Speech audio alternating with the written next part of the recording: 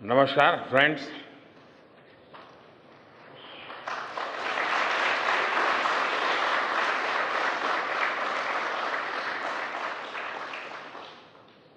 आप सभी के बीच आकर आज एक अलग ही खुशी महसूस कर रहा हूं। शायद ऐसी खुशी बहुत रेयर ओकेजन होते हैं जब तन मन खुशियों से भर गया हो। और व्यक्ति के जीवन में कई बार ऐसी घटनाएं घटती हैं कि वो बेसब्री हावी हो जाती है। इस बार मेरे साथ भी ऐसा ही हुआ है। इतनी बेसब्री,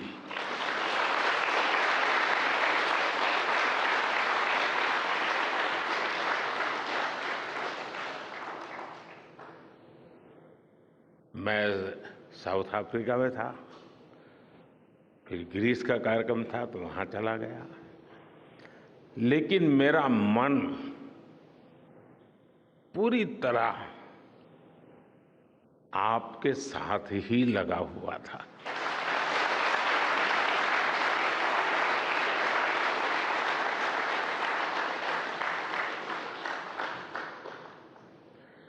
लेकिन कभी कभी लगता है कि मैं आप लोगों के साथ अन्याय कर देता हूं। बेसब्री मेरी और मुसीबत आपकी। इतनी सवेरे सवेरे आप सभी को, और इतना और टाइम, लेकिन बस मन कर रहा था जाऊं आपको नमन करूं। आपको दिक्कत हुई होगी, लेकिन मैं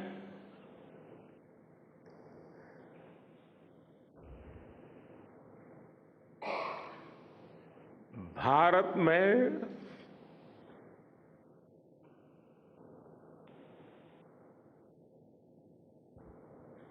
आते ही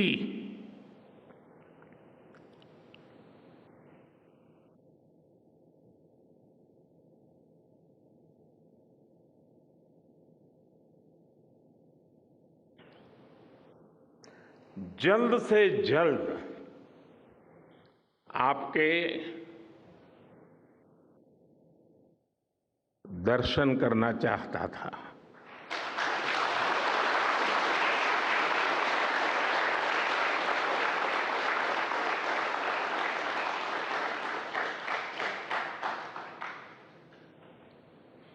आप सबको सैल्यूट करना चाहता था।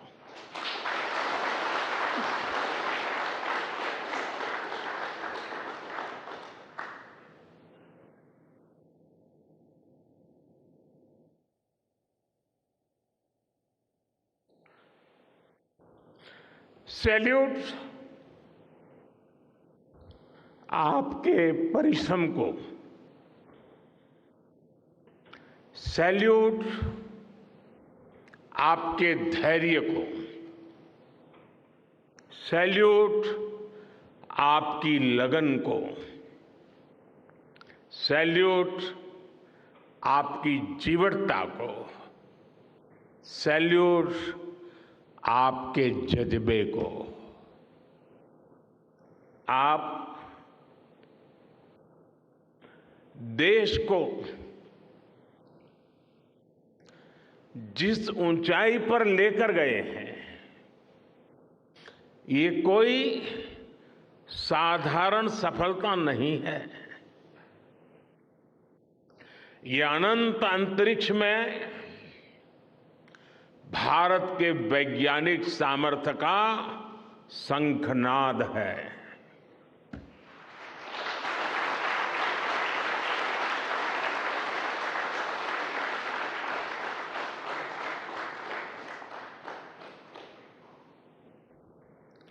India India is on the moon.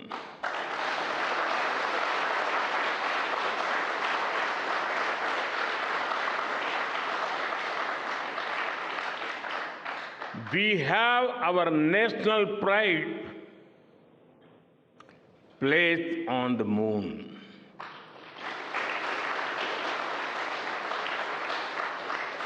हम वहां पहुंचे जहां कोई नहीं पहुंचा था। हमने वो किया जो पहले कभी किसी ने नहीं किया था। ये आज का भारत है, निर्भीक भारत, जुझारू भारत।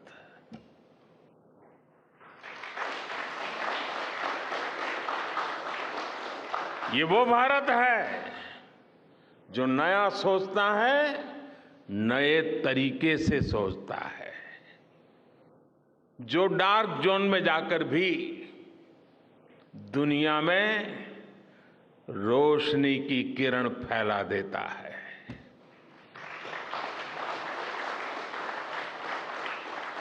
21वीं सदी में यही भारत दुनिया की बड़ी बड़ी समस्याओं का समाधान करेगा। मेरी आंखों के सामने 23 अगस्त का वो दिन, वो एक एक सेकंड बार बार घूम रहा है। जब टचडाउन कंफर्म हुआ तो जिस तरह यहां इसरो सेंटर में पूरे देश में लोग उछल पड़े, वो दृश्य कौन भूल सकता है। कुछ स्मृतियां अमर हो जाती है। वो पल अमर हो गया। वो पल इस सदी के सबसे प्रेरणादायी क्षणों में से एक है। हर भारतीय को लग रहा था कि विजय उसकी अपनी है। खुद महसूस करता था। हर भारतीय को लग रहा था कि जैसे वो खुद एक बड़े एग्जाम में पास हो गया है। आज भी बधाइयां दी जा रही है, संदेश दिए जा रहे हैं, और ये सब मुमकिन बनाया है आप सबने, आपने।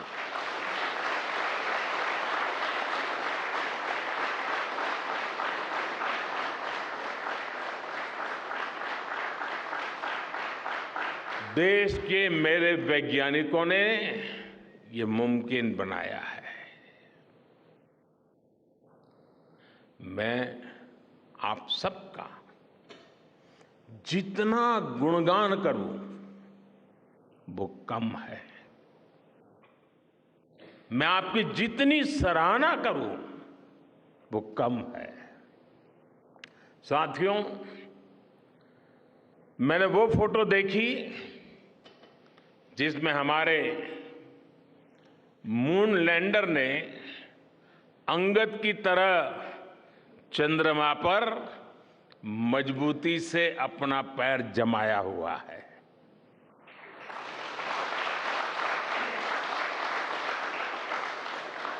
एक तरफ विक्रम का विश्वास है तो दूसरी तरफ प्रज्ञान का पराक्रम है।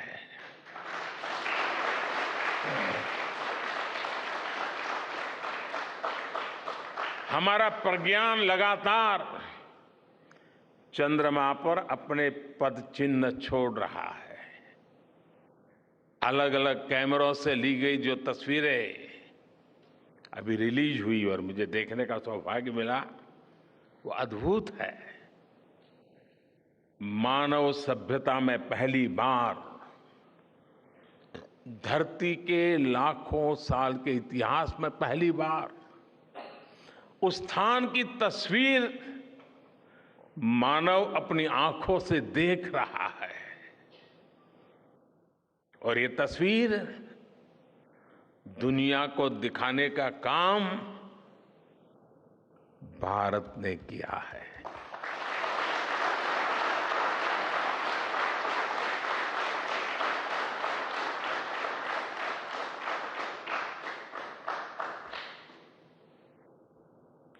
आप सभी वैज्ञानिकों ने किया है। आज पूरी दुनिया भारत की साइंटिफिक स्पिरिट का, हमारी टेक्नोलॉजी का और हमारे साइंटिफिक टेम्परामेंट का लोहा मान चुकी है।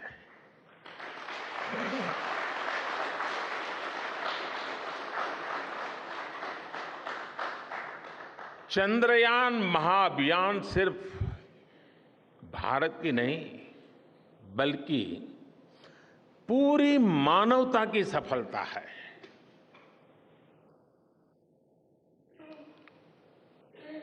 हमारा मिशन जिस क्षेत्र को एक्सप्लोर करेगा उससे सभी देशों के लिए मून मिशंस के नए रास्ते खुलेंगे। ये चांद के रहस्य को तो खोलेगा ही, साथ ही धरती की चुनौतियों के समाधान में भी मदद करेगा। आपकी इस सफलता के लिए मैं एक बार फिर सभी वैज्ञानिकों को, टेक्नीशियंस, इंजीनियर्स और चंद्रयान महाअभियान से जुड़े सभी सदस्यों को बधाई देता हूं।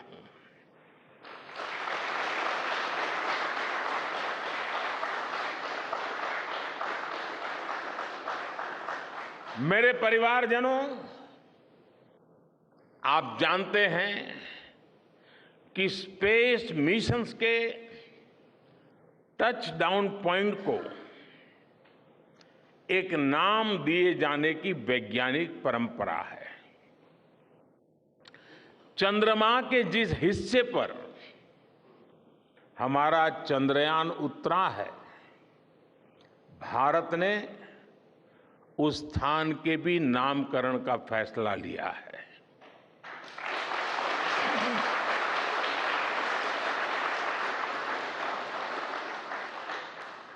जिस स्थान पर चंद्रयान 3 का मून लैंडर उतरा है, अब उस पॉइंट को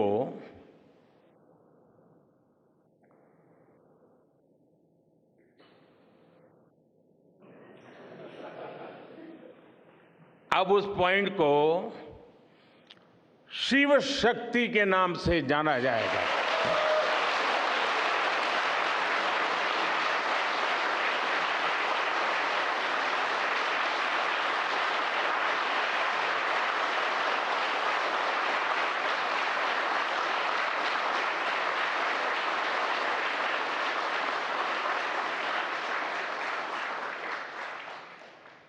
शिव में मानवता के कल्याण का संकल्प समाहित है और शक्ति से हमें उन संकल्पों को पूरा करने का सामर्थ्य मिलता है। चंद्रमा का शिव शक्ति पॉइंट हिमालय से कन्याकुमारी से जुड़े होने का बोध कराता है।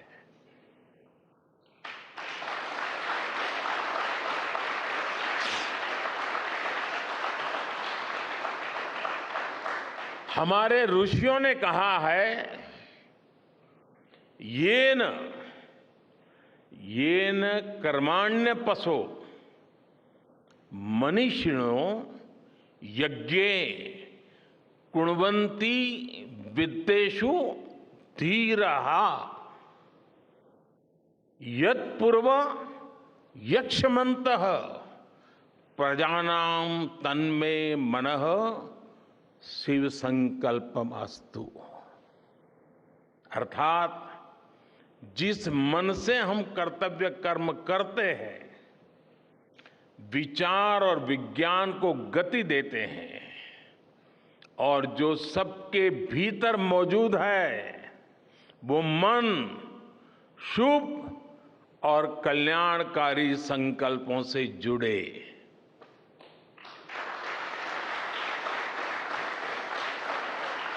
मन के इन शुभ संकल्पों को पूरा करने के लिए शक्ति का आशीर्वाद अनिवार्य है, और ये शक्ति हमारी नारी शक्ति है।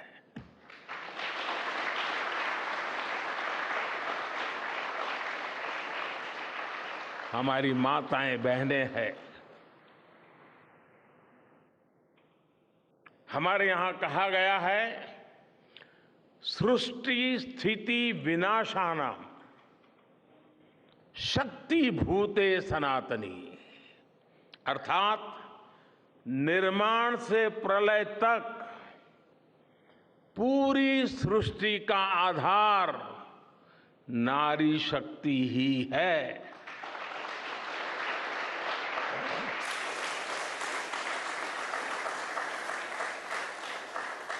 आप सबने देखा है, चंद्रयान 3 में देश ने, हमारी महिला वैज्ञानिकों ने, देश की नारी शक्ति ने कितनी बड़ी भूमिका निभाई है। चंद्रमा का शिव शक्ति पॉइंट सदियों तक भारत के इस वैज्ञानिक और दार्शनिक चिंतन का साक्षी बनेगा।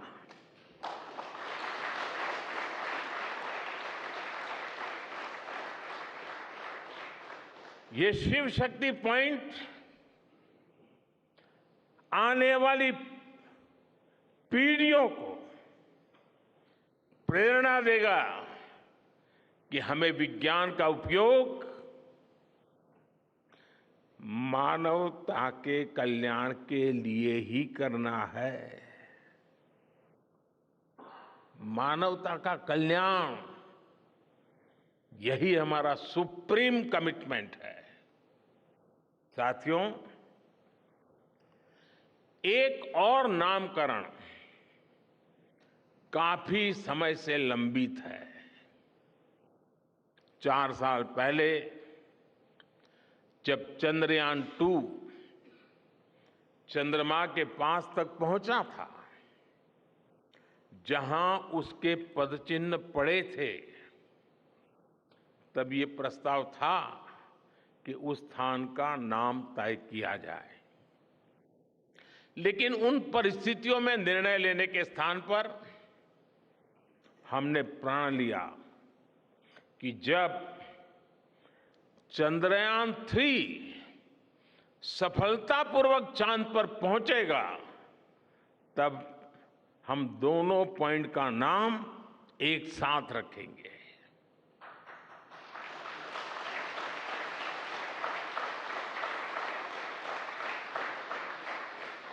और आज मुझे लगता है कि जब हर घर तिरंगा है, जब हर मन तिरंगा है और चांद पर भी तिरंगा है, तो तिरंगा के सिवाय चंद्रयान 2 से जुड़े उस स्थान को और क्या नाम दिया जा सकता है।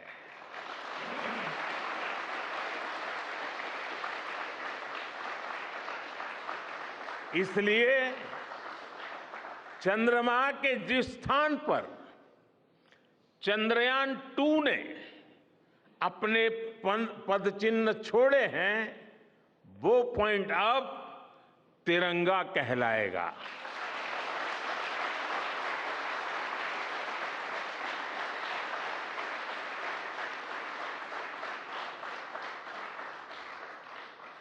ये तिरंगा पॉइंट भारत के हर प्रयास की प्रेरणा बनेगा। ये तिरंगा पॉइंट हमें सीख देगा कि कोई भी विफलता आखिरी नहीं होती। अगर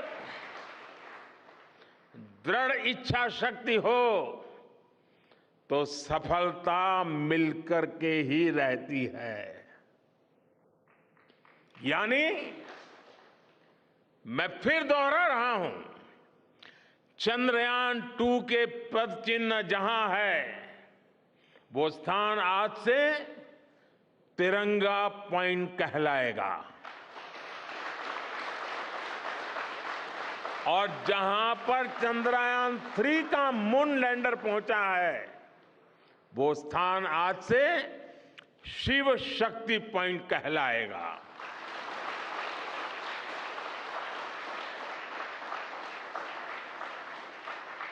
साथियों,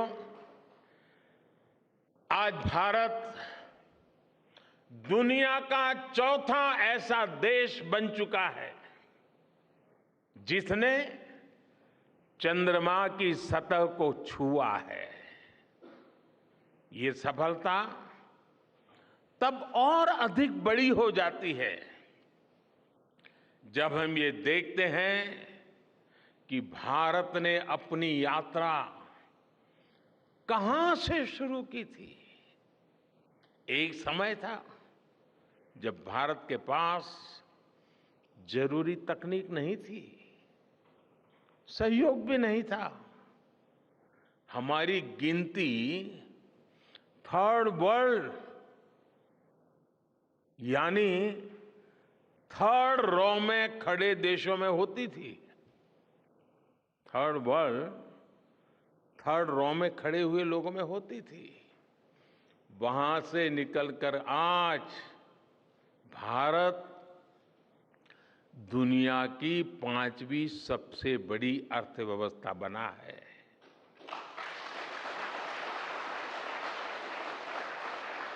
आज ट्रेड से लेकर टेक्नोलॉजी तक भारत की गिनती पहली पंक्ति यानी फर्स्ट रॉ में खड़े देशों में हो रही है।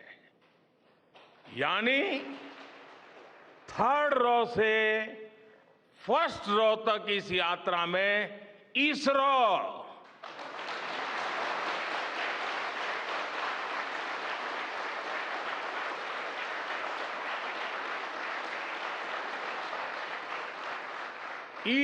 जैसी संस्थानों की बहुत बड़ी भूमिका रही है।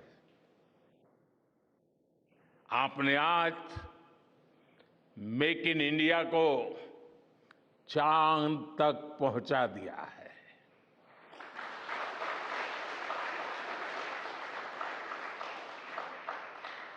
मेरे परिवारजनों, मैं आज आपके बीच आकर विशेष तौर पर देशवासियों को आपकी मेहनत के बारे में बताना चाहता हूं। जो मैं बातें बता रहा हूं वो आपके लिए नई नहीं है, लेकिन आपने जो किया है, जो साधना की है, वो देशवासियों को भी पता होना चाहिए। भारत के दक्षिण हिस्से से चंद्रमा के दक्षिणी ध्रुव तक चंद्रयान की ये यात्रा आसान नहीं थी। मून लैंडर की सॉफ्ट लैंडिंग सुनिश्चित करने के लिए हमारे वैज्ञानिकों ने इसरो की रिसर्च फैसिलिटी में आर्टिफिशियल मून तक बना डाला। इस आर्टिफिशियल मून पर विक्रम लैंडर को अलग अलग तरीके से सरफेस पर उतारकर उसका टेस्ट किया गया था। अब इतने सारे एग्जाम देकर हमारा मून लैंडर वहां गया है तो उसे सक्सेस मिलनी ही मिलनी थी।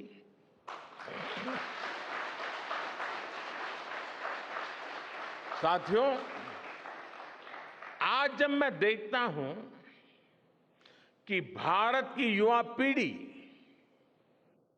साइंस को लेकर, स्पेस को लेकर, इनोवेशन को लेकर इतनी एनर्जी से भरी हुई है, तो उसके पीछे हमारे ऐसे ही स्पेस मिशंस की सफलता है। मंगलयान की सफलता ने, चंद्रयान की सफलता ने, गगनयान की तैयारी ने देश की युवा पीढ़ी को एक नया मिजाज दे दिया है। आज भारत के छोटे छोटे बच्चों की जुबान पर चंद्रयान का नाम है। आज भारत का हर बच्चा आप वैज्ञानिकों में अपना भविष्य देख रहा है। इसलिए आपकी उपलब्धि सिर्फ ये नहीं है कि आपने चांद पर तिरंगा लहराया, लेकिन आपने एक और बड़ी उपलब्धि हासिल की है, और वो उपलब्धि है भारत की पूरी पीढ़ी को जागृत करने की, उसे नई ऊर्जा देने की।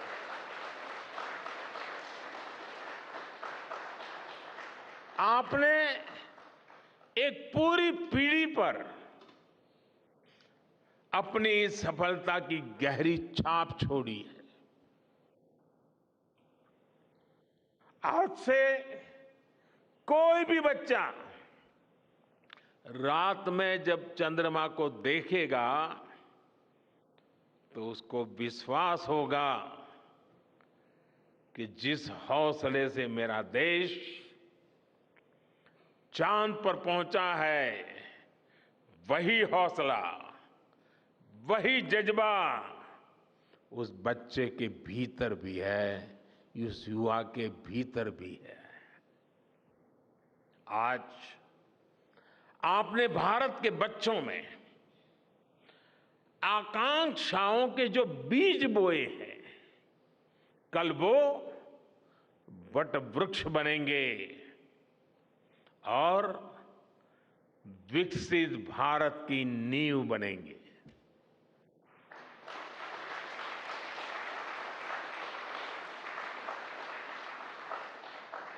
हमारी युवा पीढ़ी को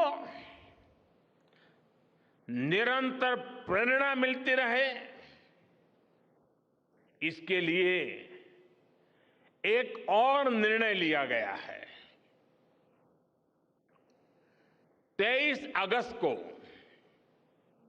जब भारत ने चंद्रमा पर तिरंगा फहराया, उस दिन को अब हिंदुस्तान नेशनल स्पेस डे के रूप में मनाया जाएगा।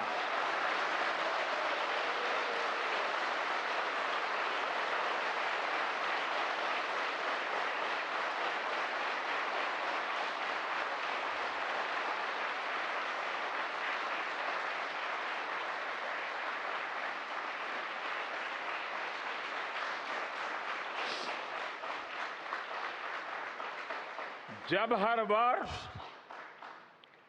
National space day science, technology और इनोवेशन की स्पिरिट को सेलिब्रेट करेगा, हमें हमेशा हमेशा के लिए प्रेरित करता रहेगा।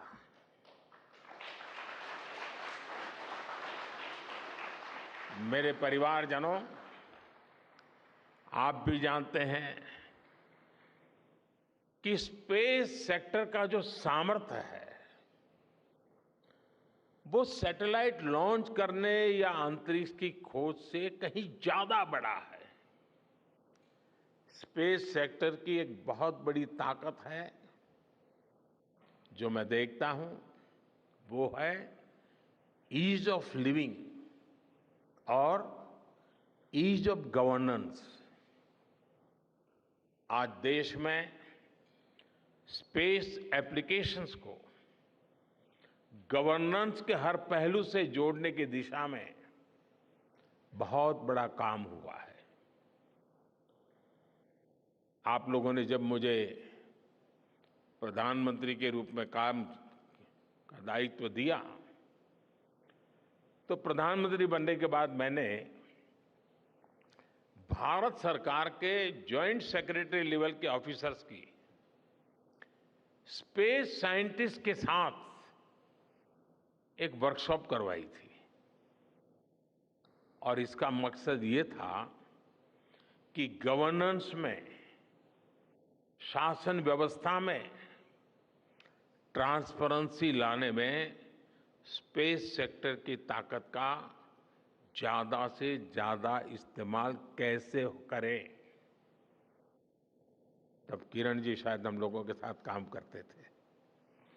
इसी का नतीजा था जब देश ने स्वच्छ भारत अभियान शुरू किया, शौचालयों का निर्माण शुरू किया, करोड़ों घरों को बनाने का अभियान चलाया, तो इन सब के मॉनिटरिंग के लिए, उसकी प्रगति के लिए स्पेस साइंस ने बहुत मदद की।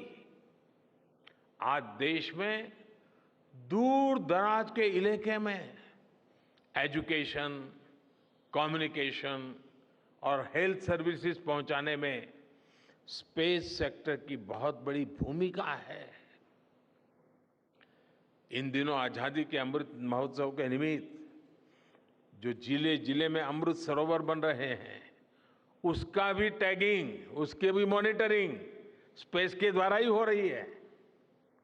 बिना स्पेस टेक्नोलॉजी के हम टेलीमेडिसिन और टेली एजुकेशन की कल्पना तक नहीं कर सकते। स्पेस साइंस ने देश के रिसोर्सेज के ऑप्टिमम यूटिलाइजेशन में भी बहुत मदद की है। हमारे देश के एग्रीकल्चर सेक्टर को ताकत देने में, मौसम का अनुमान लगाने में स्पेस सेक्टर जो मदद करता है वो देश का हर किसान जानता है। आज वो देख लेता है अपने मोबाइल पर अगले सप्ताह मौसम का क्या हाल है। देश के करोड़ों मछुआरों को आज नाविक सिस्टम से जो सटीक जानकारी मिल रही है वो भी आप ही की देन है। आज जब देश में बाढ़ आती है, कोई प्राकृतिक आपदा आती है, भूकंप आता है, तो हालात की गंभीरता का पता लगाने में आप सबसे पहले आगे आते हैं। जब साइक्लोन आता है तो हमारी सैटेलाइट्स उसका सारा रूट बताती हैं, सारी टाइमिंग बताती हैं और लोगों की जान भी बचती है, संपत्ति भी बचती है। और सिर्फ साइक्लोन के कारण जो संपत्ति बचती है ना, उसका अगर जोड़ लगा दें तो आज स्पेस का जो खर्चा है उससे वो ज्यादा हो जाता था।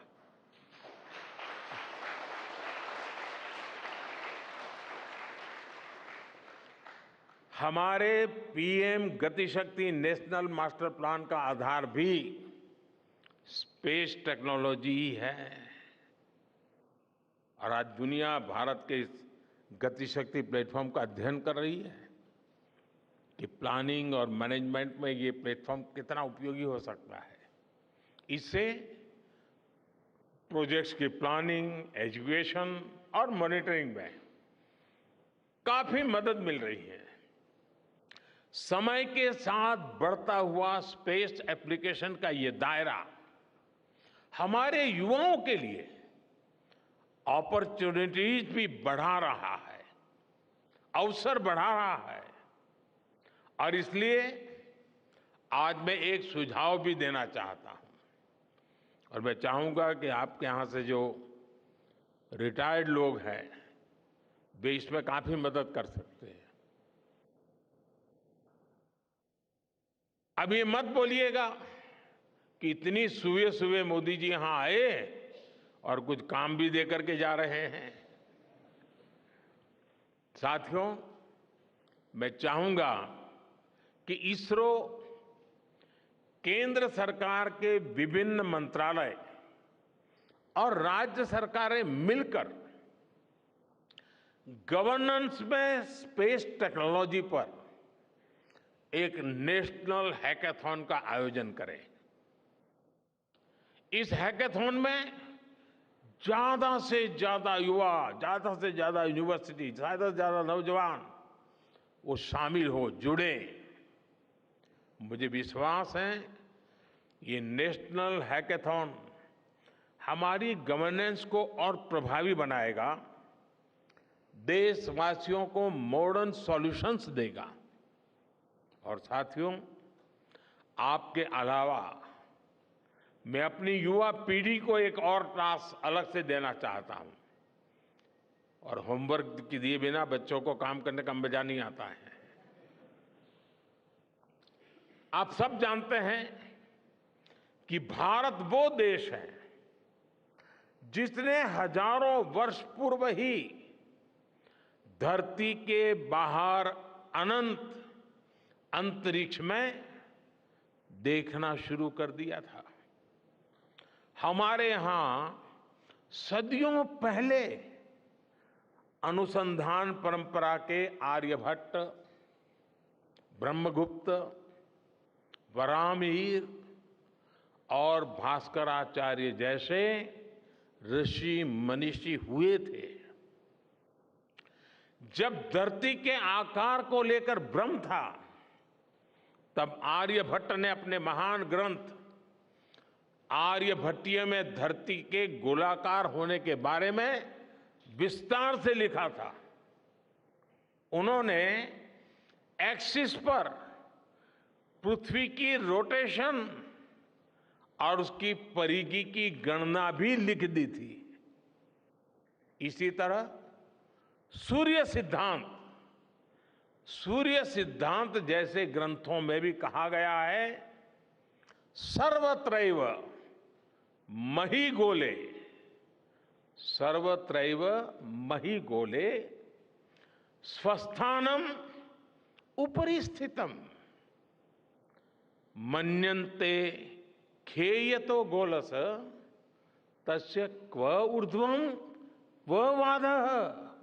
अर्थात पृथ्वी पर कुछ लोग अपनी जगह को सबसे ऊपर मानते हैं, लेकिन ये गोलाकार पृथ्वी तो आकाश में स्थित है, उसमें ऊपर और नीचे क्या हो सकता है, ये उस समय लिखा गया था। ये तो मैंने सिर्फ एक श्लोक बताया है। ऐसी अनगिनत रचनाएं हमारे पूर्वजों ने लिखी हुई है। सूर्य, चंद्रमा और पृथ्वी के एक दूसरे के बीच में आने से ग्रहण की जानकारी हमारे कितने ही ग्रंथों में लिखी हुई पाई जाती है। पृथ्वी के अलावा अन्य ग्रहों के आकार की गणनाएं, उनके मूवमेंट से जुड़ी जानकारी भी हमारे प्राचीन ग्रंथों में मिलती है। हमने ग्रहों और उपग्रहों की गति को लेकर इतना सूक्ष्म गणनाएं करने की वो काबिलियत हासिल की थी कि हमारे यहां सैकड़ों वर्ष आगे के पंचांग यानी कैलेंडर्स बनाए जाते थे। इसलिए मैं इससे जुड़ा एक टास्क अपनी नई पीढ़ी को देना चाहता हूं, स्कूल कॉलेज के बच्चों को देना चाहता हूं। मैं चाहता हूं कि भारत के शास्त्रों में जो खगोलीय सूत्र है, उन्हें साइंटिफिकली प्रूव करने के लिए, नए सिरे से उनके अध्ययन के लिए नई पीढ़ी आगे आए। ये हमारी विरासत के लिए भी जरूरी है और विज्ञान के लिए भी जरूरी है। आज जो स्कूल के, कॉलेज के, यूनिवर्सिटी के स्टूडेंट्स हैं, रिसर्चर्स हैं, उन पर एक तरह से ये दोहरा दायित्व है।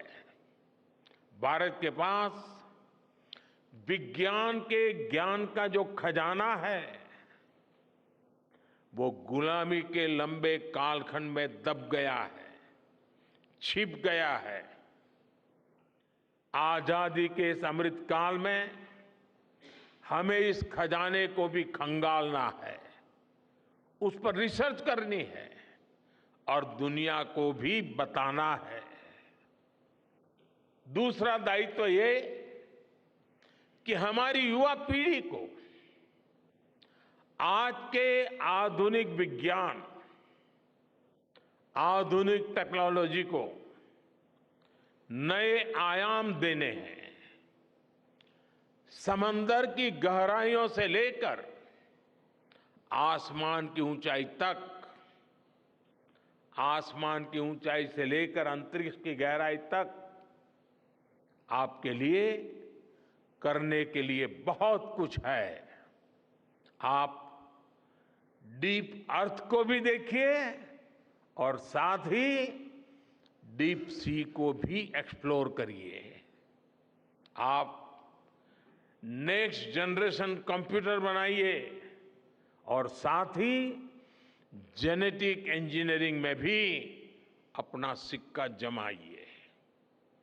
भारत में आपके लिए नई संभावनाओं के द्वार लगातार खुल रहे हैं। 21वीं सदी के इस कालखंड में जो देश साइंस और टेक्नोलॉजी में बढ़त बना ले जाएगा, वो देश सबसे आगे बढ़ जाएगा। साथियों, आज बड़े बड़े एक्सपर्ट्स कह रहे हैं कि अगले कुछ वर्षों में भारत की स्पेस इंडस्ट्री $8 बिलियन से बढ़कर $16 बिलियन की हो जाएगी। सरकार भी इस बात की गंभीरता को समझते हुए स्पेस सेक्टर में लगातार रिफॉर्म कर रही है। हमारे युवा भी कमर कसकर तैयार है। आपको जानकर सुखद आश्चर्य होगा कि पिछले 4 साल में स्पेस सेक्टर में काम करने वाले स्टार्टअप्स की संख्या 4 से बढ़कर करीब करीब 150 हो गई है। हम कल्पना कर सकते हैं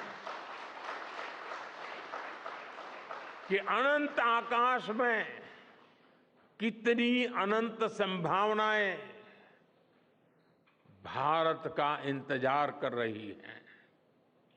वैसे कुछ दिन बाद 1 सितंबर से माईगॉव हमारे चंद्रयान मिशन को लेकर बहुत बड़ा क्विज कंपटीशन लॉन्च करने वाला है। हमारे देश के स्टूडेंट्स इससे भी शुरुआत कर सकते हैं।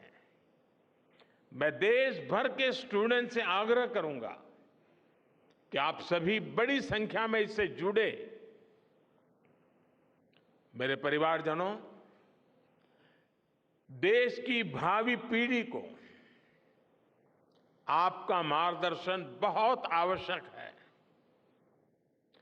आप जो इतने सारे इंपॉर्टेंट मिशंस पर काम कर रहे हैं, वो आने वाली पीढ़ी ही आगे ले जाने वाली है।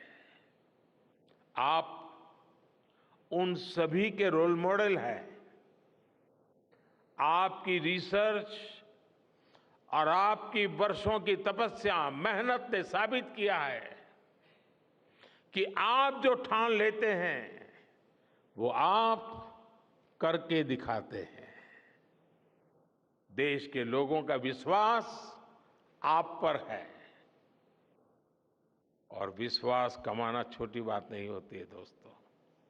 आपने अपनी तपस्या से विश्वास कमाया है।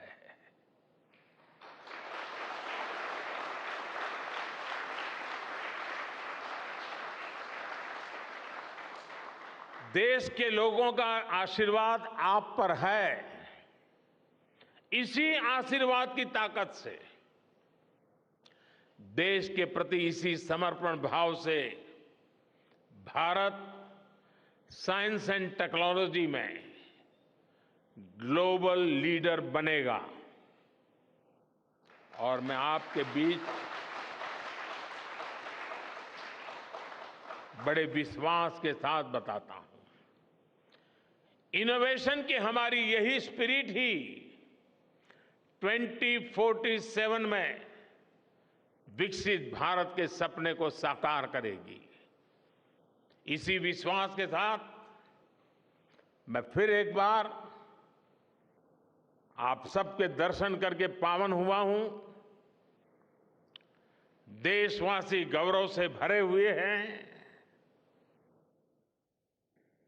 सपने बहुत तेजी से संकल्प बन रहे हैं और आपका परिश्रम उन संकल्प को सिद्धि के तक ले जाने के लिए बहुत बड़ी प्रेरणा बन रहा है। आपको जितनी बधाई दूं कम है, जितना अभिनंदन करूं कम है। मेरी तरफ से करोड़ों करोड़ों देशवासियों की तरफ से, दुनिया भर की साइंटिफिक कम्युनिटी की तरफ से अनेक अनेक धन्यवाद, बहुत बहुत शुभकामनाएं। भारत माता की, भारत माता की, भारत माता की। धन्यवाद।